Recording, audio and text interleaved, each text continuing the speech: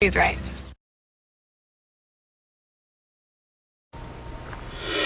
You're watching the station that works for you. Good Morning Maryland.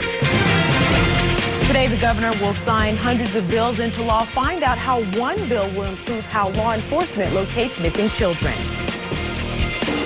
And you might want to avoid the JFX over the next several days. I'm Linda So. We'll let you know why the northbound lanes will be closed. And today is the day when Newt Gingrich bows out of the Republican presidential race, leaving just two candidates left in the running. We'll tell you what's in store for those coming up on this Wednesday, May the 2nd. Let's take a live look outside downtown Baltimore. The camera pointing right toward Locust Point on this Wednesday, May the 2nd. Thank you so much for joining us. I'm Megan Pringle. And I'm Charlie Krause, and let's get right to it because weather could be a factor out there. With the weather, also your commute this morning. What's going on, Lynette? We have some patchy fog out there. We have some showers and some storms out there as well. And we'll die down and then maybe kick off again, Charlie, as we go into the afternoon. So be prepared, everyone. Let's start you off with this morning where we're dealing with some showers and some thunderstorms on Maryland's most powerful radar. We can zoom in around Bel Air. You're seeing those reds. When you see those reds, that's some heavier rain coming in across the area. Yes, we do need the rain. We are still well below for the entire year. Perry Hall getting in on some lighter rain right now, more of the same in Middle River. But this is all crossing over the bay in just a matter of moments, so watch out along the eastern shore. We're also dealing with some heavier rain and some thunderstorms as we head into St. Mary's County. Yes, we are looking just to the south of Golden Beach there. We can see those reds once again, and this will continue to push off towards the east as we go through the remainder of the morning. If your travels are taking you to D.C., you are dealing with some light to moderate rain across that area. And we're also looking at temperatures that are on the mild side for today, coming in right around 59 degrees right now in Perry Hall, Columbia 61, and Centerville at 60 degrees. And we also have that reduced visibility out there. 4 miles only in Baltimore right now and 7 in Easton. All right, let's send it back to you. All right, a lot going on traffic-wise out there. An accident right now in Cecil County. Route 1 is closed in both directions. This going over the Conowingo Dam, closed from Route 222 to the Shuresville Road. Shuresville, you wrote that. I know, that's my handwriting. All it's right, not there good. you go on that. This is going to be going on very serious. Going to back traffic up all along Route 1. Here a little closer to home. I-895 and O'Donnell. Traffic moving smoothly, but you see the rain-soaked roads. Keep plenty of space between you and fellow drivers. And I-95 north of Maryland 100 got backed up traffic already this morning. It's just now 6 o'clock. This will intensify throughout the course of the day. And as always, remember, the JFX is going to be busy this morning. More coming up on that in the live report. News time now is 6:02, and in a few hours, Governor Martin O'Malley will sign bills passed during this year's legislative session. House Speaker Michael Bush and Senate President Mike Miller will also be attending that ceremony, signing the new laws. And ABC 2 News' Cherie Johnson's here with a preview of what we can expect, and there's a mixed bag of what's going on. That's exactly right. A lot of folks have been looking forward to this day for a long time. But this afternoon, Governor Martin O'Malley will sign nearly 300 bills passed during this year's legislative session. The bill signing focuses on progress for the environment and improving Marylanders' quality of life. Now, the governor will sign a number of environmental bills today, including one to double the flush tax on septic systems from $30 to $60 to pay for improvements to municipal sewer systems. Now, the governor will also sign Felicia's Law. It requires state and local police to coordinate their efforts to locate missing children. The bill is named after Felicia Barnes. She was the North Carolina teenager who disappeared while visiting family in Baltimore City. She was later found murdered. Last week, her half-sister's boyfriend was charged with her death. Members of her family will actually be at that bill signing today. The governor will also sign a bill that stops employers from asking for email or social media passwords of employees. Also, a bill that would bar employers from requiring any employee from coming to work on any day they have jury duty. And he'll sign a bill that gives prosecutors the choice of whether to go after a 90-day jail term for a person convicted of possessing less than 10 grams of marijuana. Now, the bill signing takes place at 2 p.m. at the State House in Annapolis. And for a complete list of the bills, you can head to our website at abc2news.com. The bill signing will be streamed live on the web. Cherie Johnson, ABC 2 News. It's time 4 minutes after 6 right now. Today and tonight, the Baltimore City Council will be hosting its annual Taxpayers Night. This is your opportunity to voice your thoughts and your concerns about the mayor's proposed 2013 budget. The meeting begins tonight at 5 o'clock at City Hall. It's going to take place at the Burns Council Chamber Center, which is on the 4th floor. Time now for a Democracy 2012 coverage this morning, and today Newt Gingrich is expected to announce he is leaving the presidential race. In a video message on his website, he thanks his supporters and says he's going to continue working to defeat President Obama. Well, President Barack Obama is now heading back to Washington after making a surprise visit to Afghanistan on the one-year anniversary of the mission that killed Osama bin Laden. President Obama visited with U.S. troops and signed an agreement with Afghan President Hamid Karzai. That agreement outlines the expected relationship between the two countries in the years after the U.S. completes its planned troop withdrawal. That's going to be in 2014. I will not keep Americans in harm's way a single day longer than is absolutely required for our national security. But we must finish the job we started in Afghanistan and end this war responsibly. Well, hours after the president left the country, there was a loud explosion in Kabul. The city's chief of police says it was a suicide car bomb. At least 7 people were killed, and Reuters now reporting the Taliban is claiming responsibility for that attack. About 100 Secret Service agents will take part in an ethics training session today. It's happening today and tomorrow in Laurel. The classes will be overseen by professors from Johns Hopkins University, and this is in response to that widening prostitution scandal that began in Colombia. The Secret Service had previously scheduled training for 20 agents, but expanded the program to 100 employees in the wake of the scandal. Congressman Elijah Cummings is scheduled to make opening remarks today. All right, now there's new information on the death of the Monet Turnage case. We have new information. The boys have been charged with killing that 13-year-old girl, and they have claimed that they were involved with her death.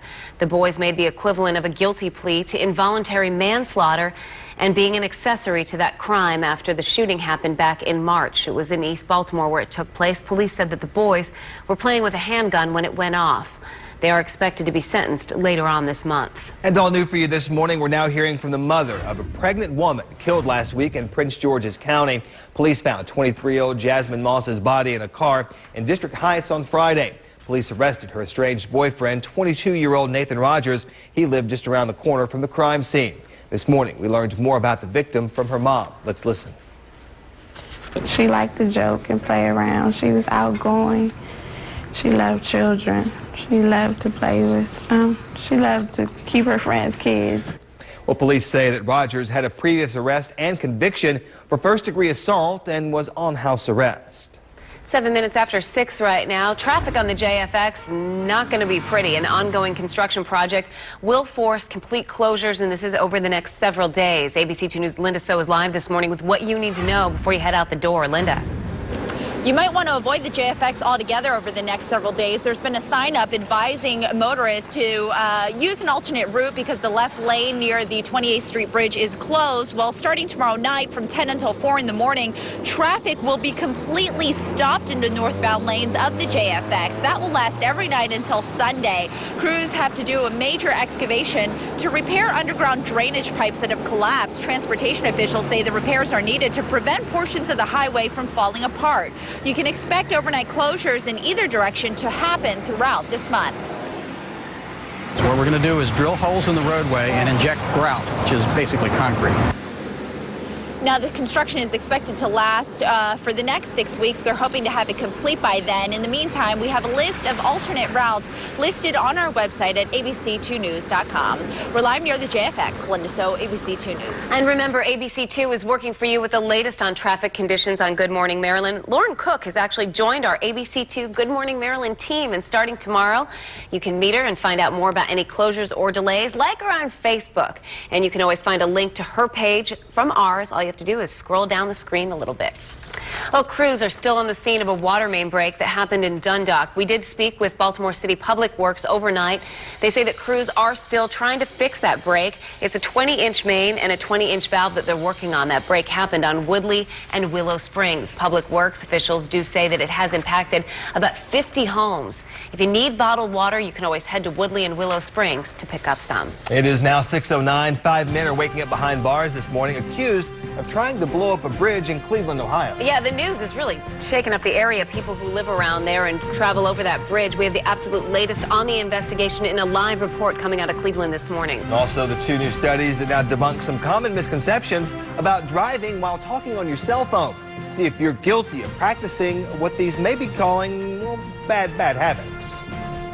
Plus, what you can do to practice healthy living habits while you're sitting at your desk all day. We have information on that. Lynette.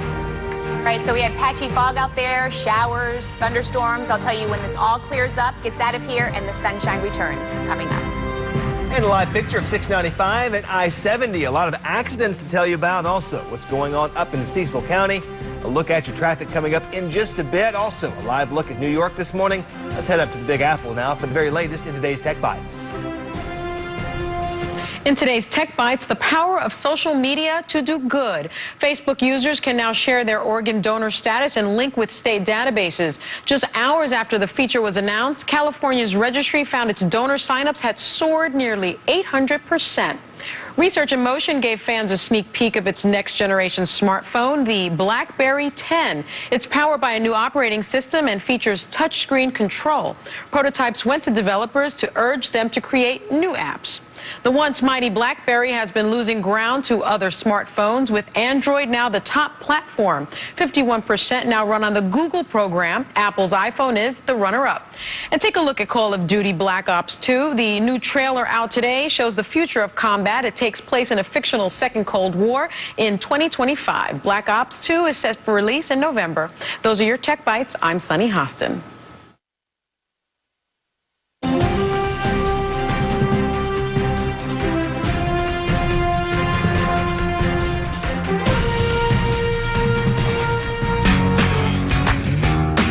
So every year my family throws this great reunion in Austin. But this year I can only afford one trip, and I've always wanted to learn how to surf. Austin's great, just not for surfing. So I checked out Hotwire, and by booking with them, I saved enough to swing both trips. See, Hotwire checks the competition's rates every day, so they can guarantee their low prices. That's how I got a 4-star hotel on the beach in San Diego for half price.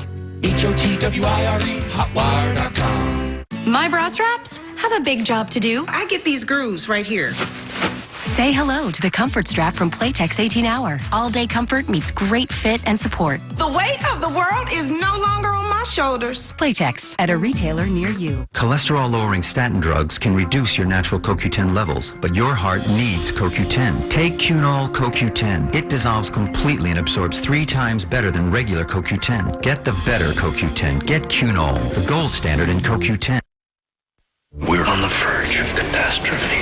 ABC Tonight, a family at war. You're pathetic! With themselves. I'm sick of the two of you playing me against the other. I'm gonna kill him. ABC's Revenge, all new tonight, 10/9 Central. Get a new mattress? Yep, got a queen-size pillow top. How much? $1,200. What'd you get? I got the same mattress for less from Mattress Warehouse. Really? Wait a second, you got 2? Yeah, but the second one was free. Buy a Serta-Perfect Sleeper Luxury Queen Size Set for $9.99 and get the second set free. Or buy a Beauty Sleep or Royal Queen Size Set for only $2.99, plus a 25% price guarantee. Hi, I'm Richard Scher, inviting you to watch Square Off with panelists like Mark Steiner, Robin Murphy, Baltimore Police Commissioner Fred Bielfeld, and Stedman Graham. Sunday mornings at 11 a.m. here on ABC2.